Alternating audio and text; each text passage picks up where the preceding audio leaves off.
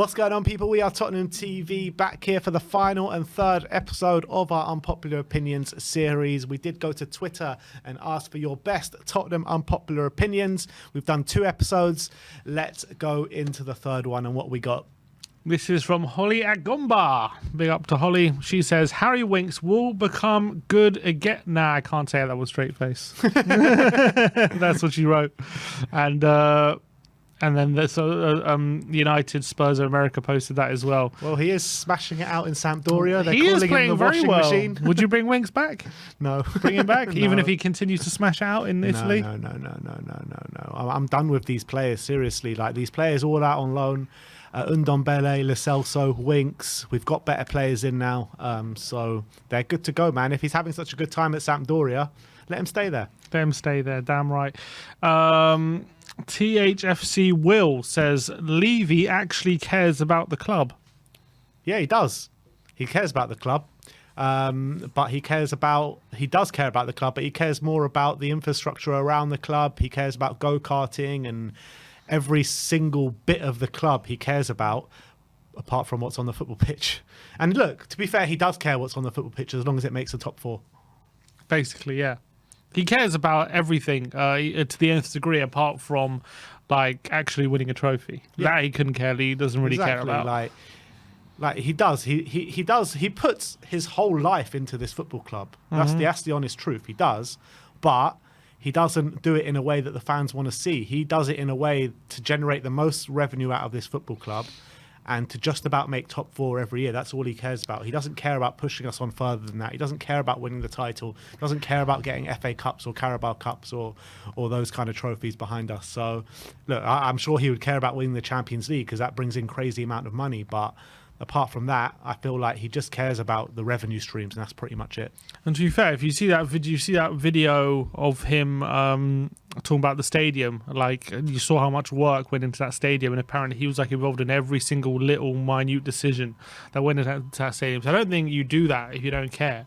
But he cares because he wants the club to grow so they can make him make as much money as possible, and that's what it feels like. Yeah. Anyway.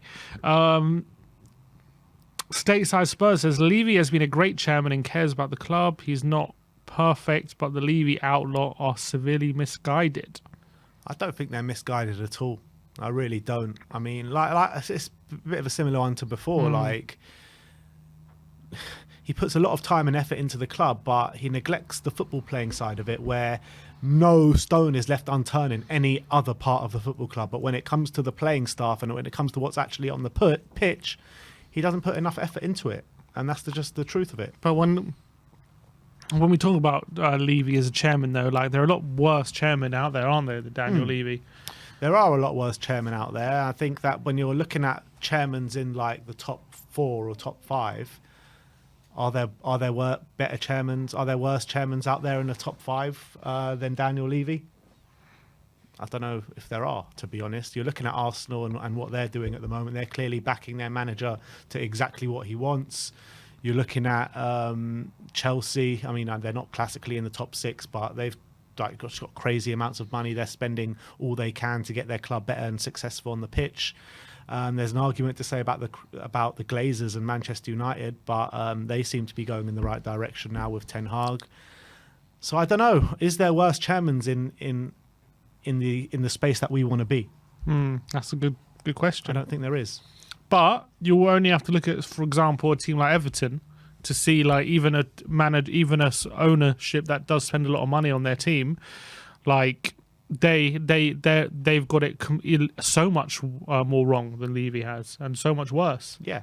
And so what are we supposed to sit here and appreciate Levy for not making us into an Everton and just about escaping FFP and relegation? You know what I mean? Is that what we're supposed to do? Apparently. No, we're not. We want to push on and look to the people that are doing it better than us and do it better than what we're doing. 100%. Nathan Davis says Skip is a better player than Højbjerg. I knew this one was going to come from him as well. He hates Højbjerg so much. Is Skip a better player than Højbjerg right now? No, but I think that Skip has a higher ceiling than Højbjerg. Yeah, I think Skip is probably a better player than Højbjerg was at that age, to be honest. Like the way he plays and with his maturity. I think Skip has takes more care of the ball. I just think that whatever Højbjerg at the moment just has age and experience over him, and maybe a bit of physicality. But I think give Skip a few years to catch up, and I do think he'll become a better player. Right now, I think Højbjerg can be a bit more of a decisive player. He can actually make more of an impact in the final third, it feels, and I think he's more of a leader right now than Skip. But I think give Skip a few more years, and I do think he'll be better. Yeah, agreed. What's next? Jory, the Joracle. Go on. Conte is overachieving with this squad. Yeah, he said this to us on the fan show the other day. Is he overachieving with this squad? I mean, potentially, but I think it's more to do with maybe other clubs underachieving with their squads right now. When you're looking at Chelsea, Liverpool, teams like that, I do think they've got better squads than us, but they're massively underachieving for one reason or another, which makes it look like we're overachieving potentially. What, by being fourth? Potentially. Is Conte overachieving? I mean, we got fourth last season. We're in fourth now. Beginning of the season, last season was like a miracle to get fourth, though. Yeah, but at the beginning of the season, we all said we were looking for another top four finish. We weren't really looking to win the league. We were looking at another top four finish, pretty much. Third, we were looking at, and we're 2 points behind third at the moment. So I don't think he's overachieving. I definitely don't think he's underachieving with the squad, though, in my opinion. In terms of the cups, but if you talk about the cups, yeah. You talk about the cups, of course. You have to say that he should have done better, especially in the FA Cup, 100%. He should have really given that cup a good go. But when you're looking at the state of everyone's squads right now, would you not say that we've probably got the fifth or sixth best squad in the league? Well, behind Liverpool and Chelsea. I think Chelsea, in terms of depth and stuff, probably stronger. Liverpool, yeah. Look at Liverpool last season. Yeah, Liverpool, with their backline especially, they've really seriously underachieved. Their midfield has been shot to pieces this season, hasn't performed at all. Their front three's only just now starting to click. But I guess in terms of squad, you have to say it's probably still better than ours. So. And then obviously City and Arsenal, they're ahead of us at the moment. And United. Well, United, yeah. How much is it better than ours? Varane, Martinez at the back. Yeah, but they've got like Dalot starting. They've got. I like Dalot. Dalot's a good player. I think that they're missing a striker, clearly. But I think when you're looking at squad and squad depth, I think Man United are a better squad than us. They got in the front line Rashford, Anthony, Weghorst and Bruno. I mean, we compete with that, I would say. Yeah. But Eriksen as well. Eriksen. Casemiro. They'll all get into our team, to be fair. Yeah, you probably have to say we're probably the sixth best at the moment. So we are overachieving then. By being in fourth. Yeah, I guess when you put it like that, we're sixth best squad in the league. We are overachieving. But we're only overachieving because those two teams, Chelsea and Liverpool, are massively underachieving. Yeah, but we're also 3 points up on last season, so we have got a decent amount of points when it comes to a top four race. It's not 3 like we points don't. up on last season, but we had Nuno for the first 2 months. Yeah, so but 70 points last season. So and 70 is usually the barometer of a top 4 team. Yeah. So and we're 3 points up now on this season from we are last season when we got 70. So it's not like from points wise. We're not. It's not just about us. It's not about us capitalising on people doing badly.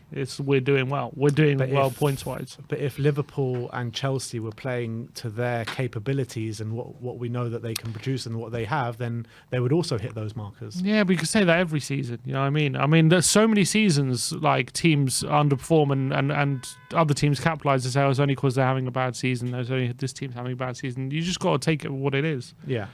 Yeah, and I agree with that. But I would still say that we're overachieving because of what I said before. Okay. Jory says, another one from Jory says, Conte is keeping his promise and fighting for the badge, even though the club and the fans have not backed him. Would you say the fans haven't backed him? No.